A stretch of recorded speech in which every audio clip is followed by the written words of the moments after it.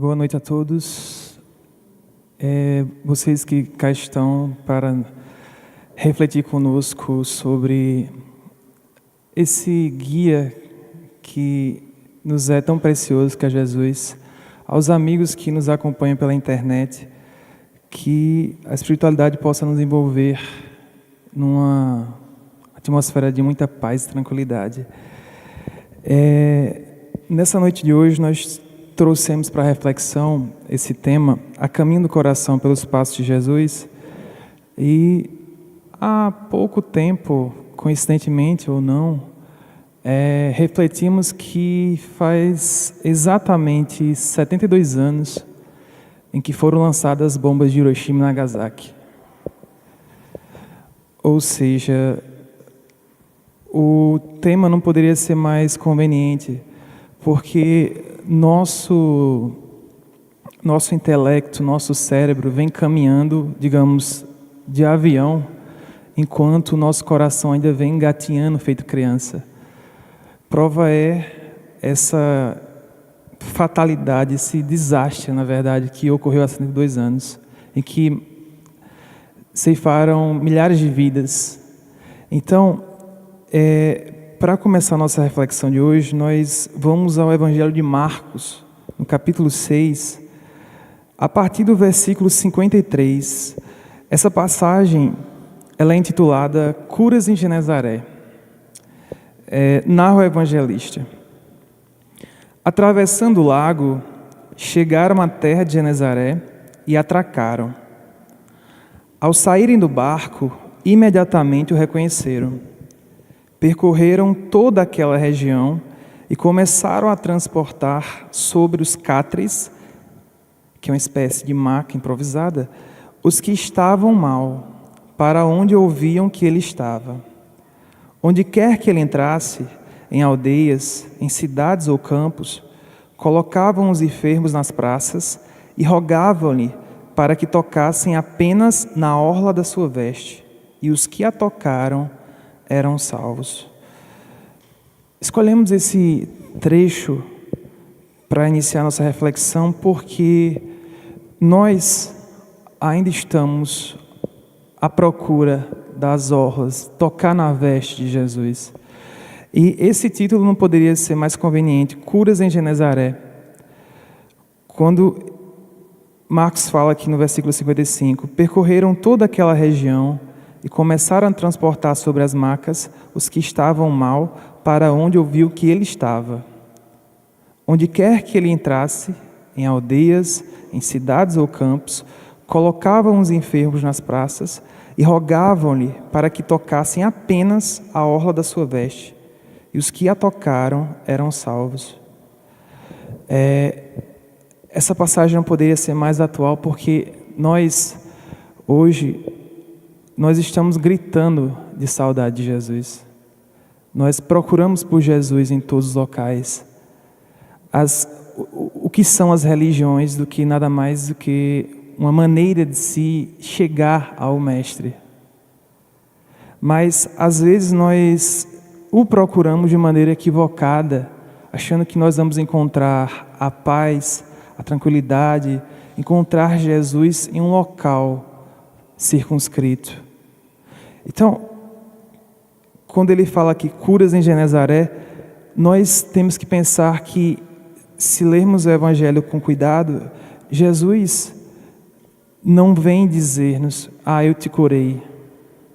Ele vem nos dizer que a nossa cura reside em nós.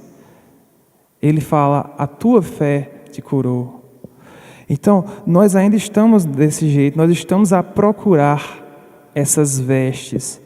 E às vezes, de maneira equivocada, nós procuramos isso dentro de uma doutrina, dentro de dogmas, dentro de religiões. E esquecemos o principal, que é procurar nos fazermos mais religiosos, nos sintonizarmos com o alto. Então, às vezes, nós, como aprendizes que somos ainda, e seremos por um bom tempo, nós às vezes achamos que Estar em sintonia com Jesus é estar em evidência, em beneficência. É estar fazendo filantropia. Não é bem assim. Estar em sintonia com Jesus é entender que toda a sua passagem, todo o seu ensinamento foi ensino de amor e perdão. Foi ensino de vida eterna.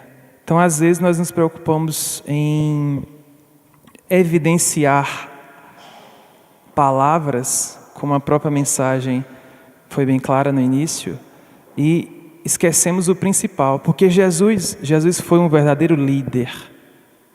Porque líder é aquele que vai e faz. Líder não é aquele que fica sentado a dar ordens ou a criticar o mal feito. Jesus foi um verdadeiro líder. Ele sempre foi e nos ensinou. Ele ensinou com exemplo, com a autoridade que lhe era própria, de ir e fazer. Então, às vezes nós, nesse equívoco de achar que estar com Jesus é estar dentro de algum vínculo de religião, esquecemos o principal. Perdemos uma existência de rituais que existe em todos os segmentos e esquecemos de olhar para dentro de nós, olhar para as nossas próprias sombras, que estamos aqui para isso. Então, esse versículo final, ele é interessante que nós pensemos com calma. Onde quer que ele entrasse, em aldeias, em cidades ou campos, colocavam os enfermos nas praças. Onde quer que ele entrasse, nós hoje permitimos que ele entre. Porque nós temos que deixar essa imagem de Jesus como aquela coisa distante de nós, como aquele ser inalcançável, intocável. Não podemos pensar em Jesus com a tristeza de um crucificado, como só um homem qualquer que morreu na cruz. Porque às vezes tem gente que se apega com certas coisas. Não, mas eu tenho que carregar a minha cruz, a minha vida tem que ser uma cruz. Não tem. Jesus não veio ensinar-nos lamúrias, lamentações. Veio nos ensinar a nos sobrepor sobre nossas dificuldades, sobre a matéria. Então, onde quer que ele entrasse, ora, aonde é que Jesus está? Aqui, lá fora, em outro recinto religioso. Jesus quer nos encontrar onde? O que é imperecível? O que é que vai durar para sempre? São os nossos sentimentos. Jesus se comunica conosco através do nosso coração. Então não adianta querer achar a paz, a tranquilidade, o amor, a conexão com Jesus fora, uma vez que ele interage conosco dentro. Então, nós temos que deixá-lo entrar. Só assim nós vamos poder tocar nessa veste, só num pedacinho dela. Porque os que tocaram eram salvos. Então, Jesus nos dá uma lição de humildade muito grande aqui. Porque talvez ninguém que pisou sobre essa terra tivesse tanto poder oculto, tanto poder desconhecido até hoje para nós. Desconhecido porque nós ainda somos ignorantes em matéria de amor. Porque bastava Jesus tocar em alguém para a sua pele ser limpa. Tocar em alguém para que a visão lhe voltasse. Isso para nós ainda hoje, dentro de, eu não vou nem dizer espírita, pessoas que se identificam com o espiritualismo, ainda assim é uma coisa que nos surpreende. Por que o amor tem que nos surpreender? E por que a violência? Porque a miséria tem que ser normal na nossa cabeça. Então, ele, no momento, talvez um dos seus maiores ensinamentos, que foi o momento da crucificação, ele poderia muito bem ter evitado aquele momento. Ele tinha poder para isso. Ora, uma pessoa que curava leprosos, cegos, será que não seria capaz de se livrar de uma crucificação? Ali ele está a nos ensinar o quê? Que antes do nosso bem se sobrepõe o bem do próximo. É como se diz, o bem que nós fazemos é nosso advogado onde quer que nós estejamos, seja encarnado, seja desencarnado. Então, é sobre esses passos que nós queremos tentar refletir hoje. Tentar caminhar pelos passos que Jesus nos ensinou. Os ensinamentos do Cristo foram muito simples, verdadeiramente simples. Se nós pegarmos o Evangelho e lermos com calma, veremos que não tem nada demais. Não são os ensinamentos que são difíceis, é a ação que é difícil, porque nós fatalmente teremos que pisar em cima de coisas que nós achamos que não temos, com vaidade, orgulho, que temos, todos temos. Então, são sobre esses passos que nós queremos refletir nessa noite de hoje. Então, para seguindo aqui nossa reflexão, vamos ao capítulo 3 de Marcos, a partir do versículo 31. Essa passagem ela é intitulada A Verdadeira Família de Jesus. Marcos, a partir do versículo 31, fala: Venha sua mãe e os seus irmãos, permanecem de pé do lado de fora, e enviam alguém a ele para chamá-lo. A turba estava sentada ao redor dele, e dizem-lhes: Eis que tua mãe e os teus irmãos te procuram do lado de fora. Em resposta, diz-lhes: Quem é minha mãe e quem são meus irmãos? E olhando ao redor, os que estavam assentados em círculo em torno dele, diz: Eis a minha mãe e os meus irmãos. Pois quem fizer a vontade de Deus, esse é meu irmão, irmã e mãe. Talvez essa seja uma das passagens mais conhecidas de Jesus, talvez uma das mais lidas por nós todas, só que talvez uma das menos refletidas, porque é lógico que Jesus, que veio nos ensinar, na verdade, a amar o que é o amor, logicamente ele não ia chegar e nos dizer que desprezemos a nossa família. Em todos os momentos, Jesus aproveitou a oportunidade, o ensejo do ensino. Então, é preciso cuidado ao abrir o Evangelho para ler. Porque quando ele fala a verdadeira família de Jesus, o que ele nos queria ensinar aqui? Lembremos que ainda da lei mosaica nós temos: honrarás pai e mãe. E Jesus vem dizer: eu não vim destruir a lei. Então talvez parecesse contradição ele chegar aqui e dizer: quem são meus irmãos? Quem é minha mãe? Ou então quando nós pegamos a passagem que Jesus fala que é preciso, quem quiser ver o reino dos céus, quem quiser seguir com o Evangelho, tem que renunciar. Mas ele não falou que tem que renunciar a pai e mãe. Tem que renunciar ao amor de pai e mãe. E tem diferença. Tem diferença. Porque renunciar ao amor de alguém é amar sem pedir recíproca. Jesus não vem dizer-nos que nós devemos abandonar nossos laços consanguíneos. Ele vem nos dizer que o verdadeiro amor, ele é uma via de mão única. E você dá porque você sabe que aquele é o seu próximo.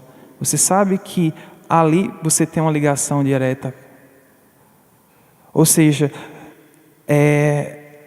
renunciar ao amor de pai e mãe, logicamente, ele vem nos ensinar que o amor, ele é abnegado. Ele ama independentemente. Quem cobra é o egoísta. É o egoísta que dá esperando de volta. É importante nós pensarmos que quantos de nós nos paralisamos na nossa evolução, ainda quando nós nos achamos pessoas mais espiritualizadas, em ter que esperar que alguém seja compatível com nossos pensamentos, em que a nossa crença receba um aval de alguém. Se Jesus tivesse se preocupado com isso, ele sequer teria vindo para cá, porque ele sabia das nossas limitações, ele sabia o quão frágeis nós ainda somos. Então, é muito significativo quando ele fala: pois quem fizer a vontade de Deus, esse é meu irmão, irmã e mãe. E quando nós falamos em honrar pai e mãe, nós temos que pensar do outro lado também. Isso se estende a honrar filho e filha. Porque quantos de nós, pais e mães, às vezes temos esse instinto egoísta de ter que ser reconhecido pelo que fazemos. Mas ele tem que reconhecer que eu dei de mim, dei de tudo. Entre dever e fazer, existe todo um espaço, existe um abismo para isso. A partir do momento que nós passamos a fazer as coisas dessa maneira, nós esquecemos do ensinamento muito básico de Jesus. Não espere com a direita o que a esquerda está dando e vice-versa. Então, são esses passos que nós talvez tenhamos esquecido. Às vezes nós desejamos muito nos encontrarmos com a espiritualidade, nós desejamos estar com entidades angélicas, nós desejamos estar em plena sintonia com o alto. Só que nós esquecemos o mais elemental, que nos rodeia. O que nos rodeia.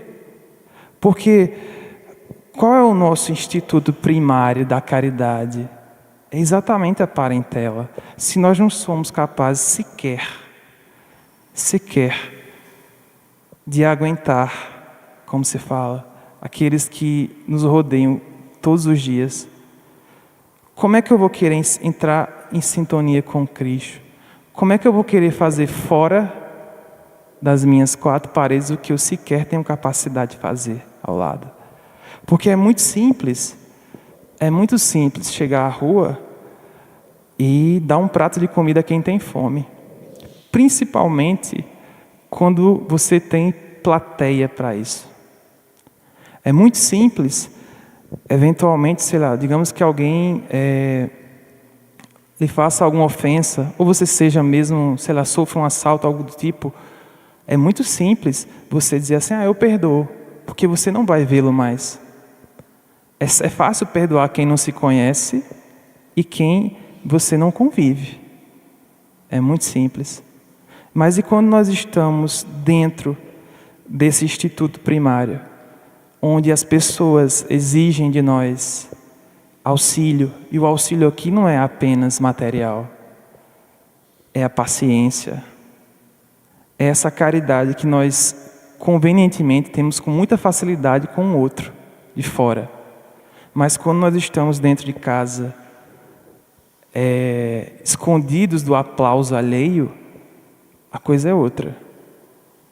É como Jesus já nos falava, é o sepulcro caiado. Então, perdoar quem não se vai encontrar mais é muito fácil. E aquela sua missão primeira, que são os seus familiares. Não só os familiares, é só a primeira. Ninguém entra num círculo social à toa. Ninguém passa uma vida trabalhando, convivendo com pessoas que não são do seu sangue, se nós não tivéssemos ali, nós a desatar. Então ali também nós temos que exercitar, nós temos que exemplificar. Porque como Cristo nos fala aqui, quem fizer a vontade de Deus, esse é meu irmão e irmã. e mãe. Então, muitas das vezes, nós somos convocados não só a ser filhos, filhas, nós somos convocados a ser pais e mães. Porque quem ensina, quem se doa com amor pela evolução do outro, é o verdadeiro pai e mãe. Pai e mãe não é aquele simplesmente que gera biologicamente. Às vezes, muitas vezes nem o é. Só serve como instrumento físico, que ainda assim é extremamente valioso. Às vezes você pega depoimentos de pessoas que eventualmente foram abandonadas. Óbvio que a pessoa vai se sentir desprezada, vai se sentir mal. Só que pensemos, o que é que de mais importante nós temos?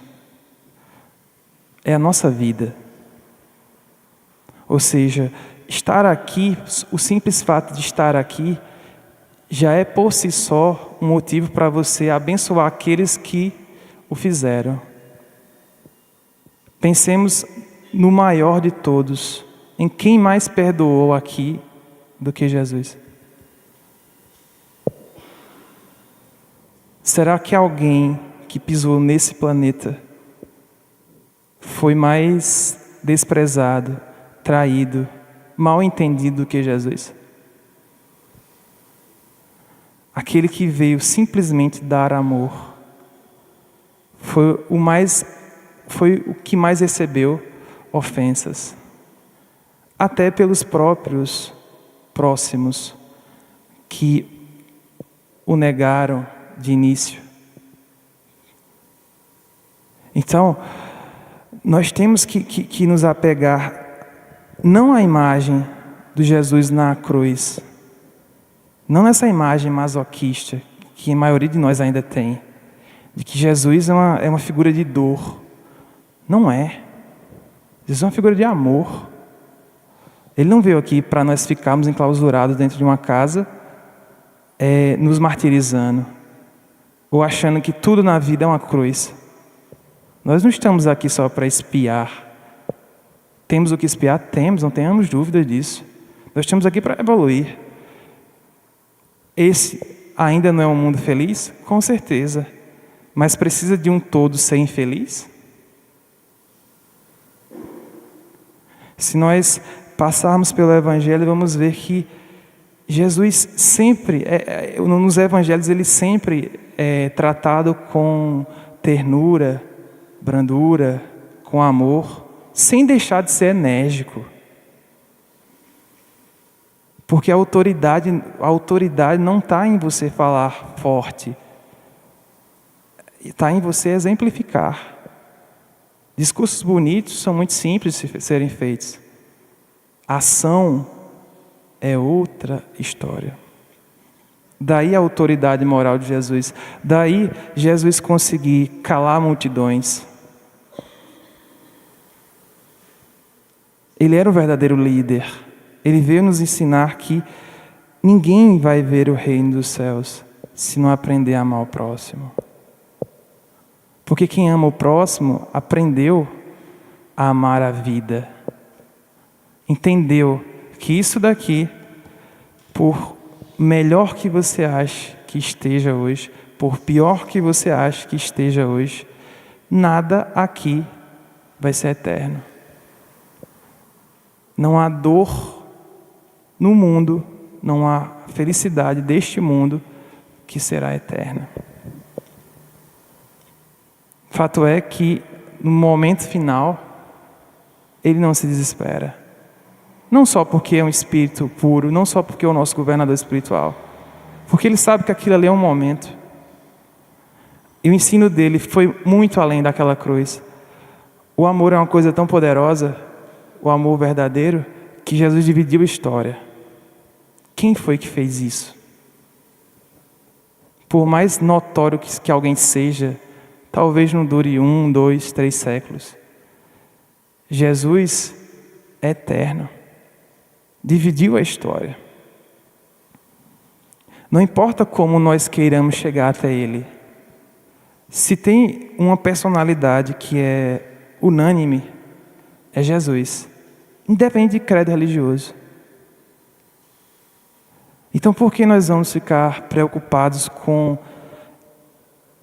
esse agora? Isso não é nada. Isso não é nada. E essa família que ele vem nos dizer, lembremos que aos pés da cruz, ele diz a João: eis a tua mãe, eis o teu filho. Veja o exemplo de humildade, de fraternidade que ele vem nos ensinar. Nos dizer que nós somos muito mais do que um cordão umbilical. Muito mais do que isso. Então, Jesus nos ensinou que essa parentela é o instituto primário da caridade. Tanto que ele nos ensinou isso ainda adolescente, enquanto adentrou a carpintaria. Então, seguindo nossa reflexão, vamos ao capítulo 2, ainda de Marcos, em que ele fala a partir do item 18. Essa passagem ela é intitulada Acerca do Jejum. No capítulo 2 ele fala assim, versículo 18: os discípulos de João e os fariseus estavam jejuando. Eles veem e lhe dizem: por que os discípulos de João e os fariseus jejuam, porém os teus discípulos não jejuam? Disse-lhes Jesus: acaso os convidados das núpcias podem jejuar enquanto o noivo está com eles? Durante o tempo em que o noivo estiver com eles, não podem jejuar. Mas dias virão, quando o noivo for tirado deles, e naquele dia, então, jejuarão. Ninguém costura remendo de pano não alvejado sobre veste velha, pois tira a inteireza dela. O remendo novo da veste velha e o rasgo torna-se pior. Ninguém lança vinho novo em odres velhos, senão o vinho romperá os odres. O vinho se perde e também os odres, mas lançam vinho novo em odres novos. Essa passagem é bastante significativa. Já começamos pelo título, acerca do jejum. Que jejum é esse? Será realmente que Jesus queria aqui só nos dar uma lição de culto exterior? Será realmente que ele queria só ensinar que não são com cultos exteriores? Isso aqui é muito além disso. O próprio título da passagem já nos deixa a refletir acerca do jejum. Que jejum é esse? Nosso jejum hoje, sem dúvida alguma, é do amor que o Cristo ensinou. É do próprio Cristo. Então, vale nós analisarmos com calma aqui, quando ele fala: os discípulos de João e os fariseus estavam jejuando. Eles vêm e lhe dizem: por que os discípulos de João e os fariseus jejuam, porém os teus não jejuam? Disse-lhe Jesus: acaso os convidados das núpcias podem jejuar enquanto o noivo está com eles? Durante o tempo que o noivo estiver com eles, não podem jejuar. Essa passagem é importante. Quem é o noivo aqui? Será que era só o noivo da situação daquele momento? Não. Aqui, o noivo que ele vem nos dizer, lembremos que Jesus falou: eu sou a luz do mundo. Enquanto nós estivermos com Jesus, nós nunca vamos jejuar. Ele vem nos dizer isso aqui. Durante o tempo que o noivo estiver com eles, não podem jejuar. Ou seja, ele está nos dizendo que não há fome física ou espiritual que exista quando nós estamos verdadeiramente com Cristo. Então, nós não podemos pegar isso ao pé da letra, jejum de alimento físico. Tanto é que, na sequência, ele fala: mas dias virão quando o noivo for tirado deles, e naquele dia, então jejuarão. Veja como esse item é significativo. Ele sabia que para a maioria aquilo ia significar estarem órfãos. Porque naquela situação a maioria ainda não havia compreendido. Então, ele sabia que dias viriam em que o Cristo, não só fisicamente, como espiritualmente, não estaria mais com ele, mas não porque não quisesse, mas sim porque nós o expulsamos. Os ensinamentos de Jesus, a essência pura, ainda durou pelos seus 3 primeiros séculos. Mas nós a corrompemos.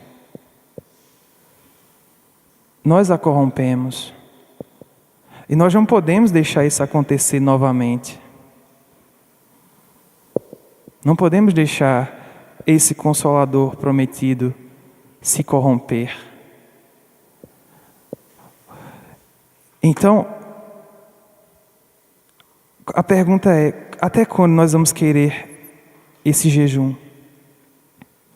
Como é que eu posso sair desse jejum? Como é que nós podemos sair desse jejum do Cristo? Ele responde: ninguém costura remendo de pano não alvejado sobre veste velha, pois tira a inteireza dela. O remendo novo da veste velha e o rasgo torna-se pior. O que ele está nos dizendo? Nós queremos melhorar, nós queremos evoluir espiritualmente, nós queremos o novo, mas permanecemos com atitudes velhas. Nós queremos ser melhores, mas permanecemos com hábitos antigos.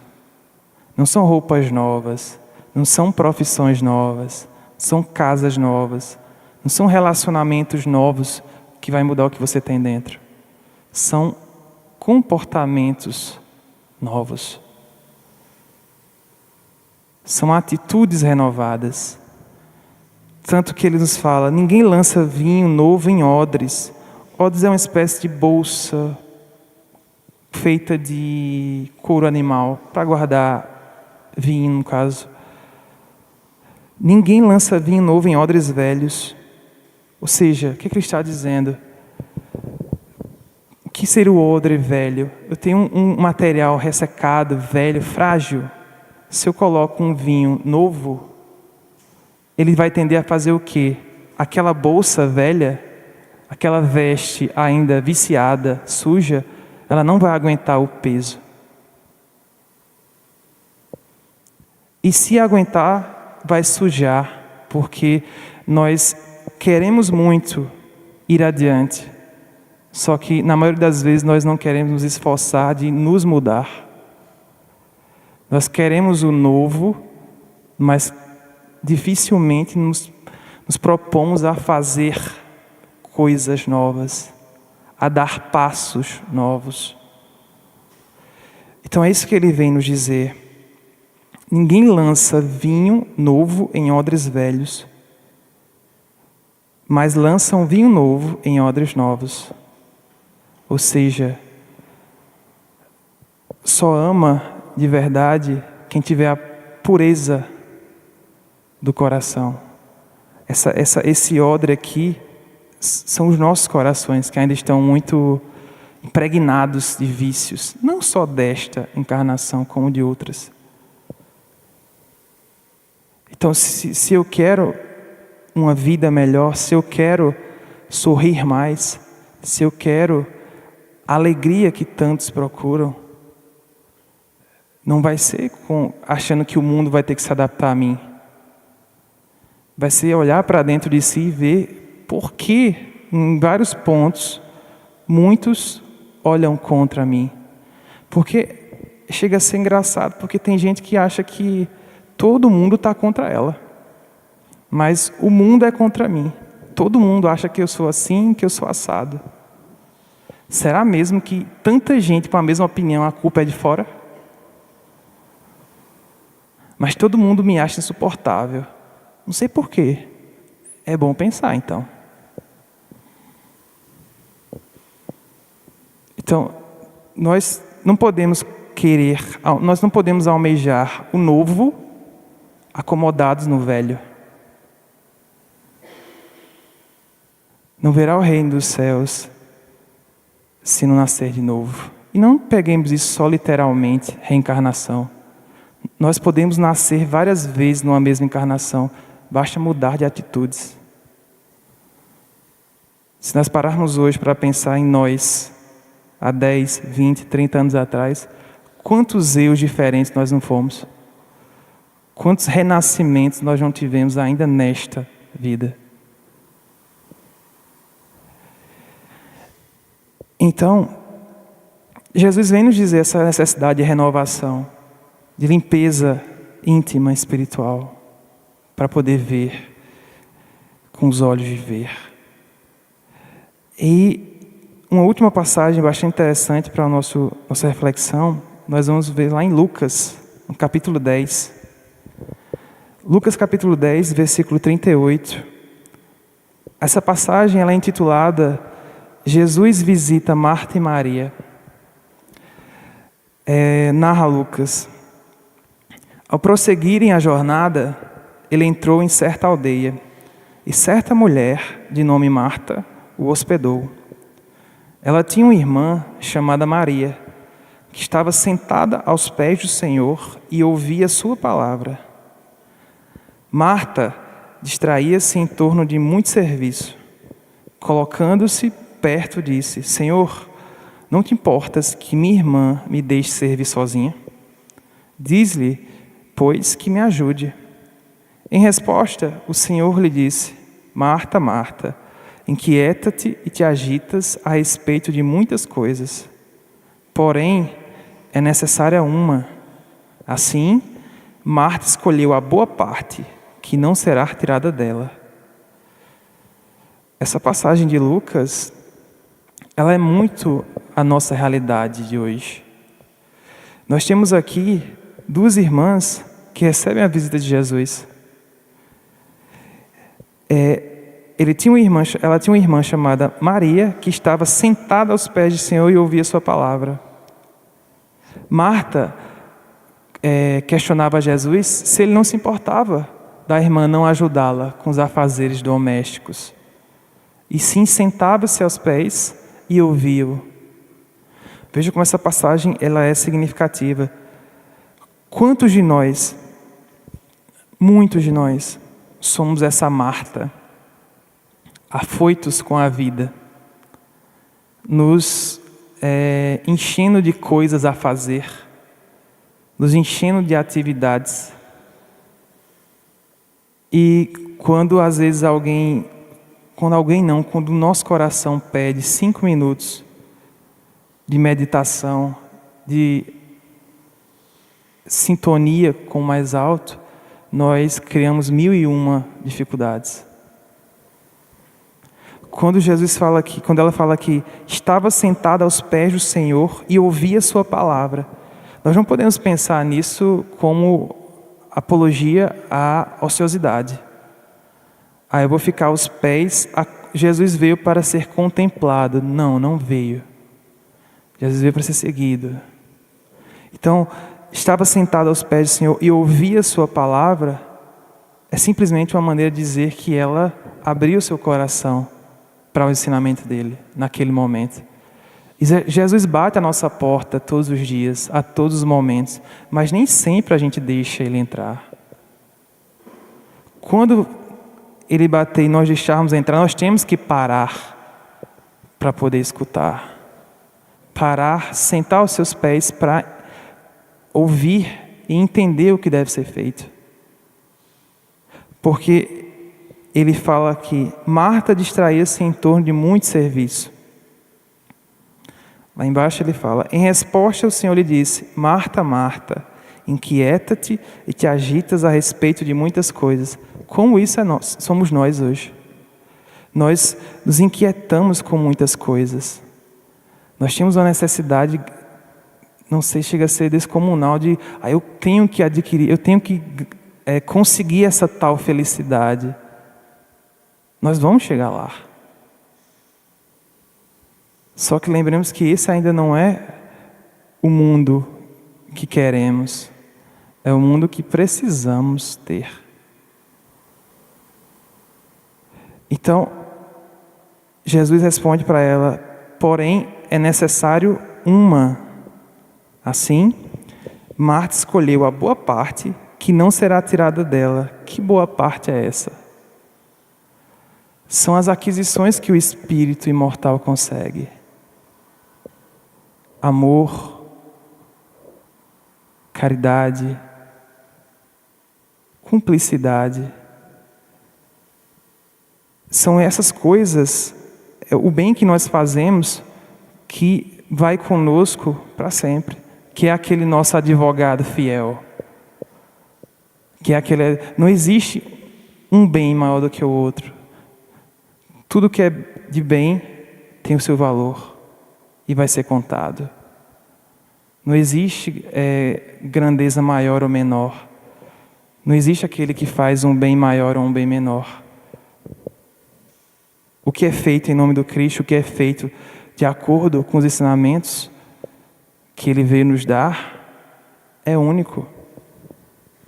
Tem o mesmo peso. Não é a quantidade que interessa aqui, é a qualidade com que é feita. Então, nós vamos querer ser a Marta do começo ou a Marta do final?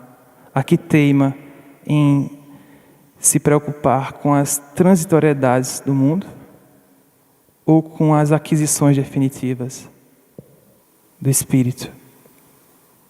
Isso é uma coisa a nós pensarmos. Porque quantos de nós gastamos uma encarnação com preocupações inúteis, por achar que, às vezes até nós mesmos dentro, sabendo que isso daqui é um piscar de olhos. Não estamos aqui a dizer que nós vamos levar a vida a Deus dará, como se fala. Mas dar-se o devido peso ao que se deve. Dar-se a devida importância. Então, sairmos daquela Marta que estava inquieta e sermos aquela Maria que parou para escutar o Cristo. E sem confundir que escutar o Cristo com ociosidade, porque Jesus não inventou a preguiça é uma invenção nossa. A preguiça é uma invenção nossa. A ociosidade é uma invenção nossa. Se tem uma coisa que Jesus não foi em momento algum e não é ocioso. Em momento algum. Então, eram sobre esses passos a caminho do coração que nós queríamos refletir nessa noite de hoje. Porque nós estamos bem evoluídos já quando se fala em intelecto. Só que isso é perigoso quando se distancia demais. Como foi feito? Lembremos, há 72 anos, o mundo via uma das piores catástrofes feitas pelo homem, que eram as bombas de Hiroshima e Nagasaki. Nós temos dívida com isso. Não nos enganemos. Ah, mas eu não tenho nada a ver. Claro que tem. Todos nós. Isso é uma dívida coletiva que nós vamos ter que pagar. Estamos pagando.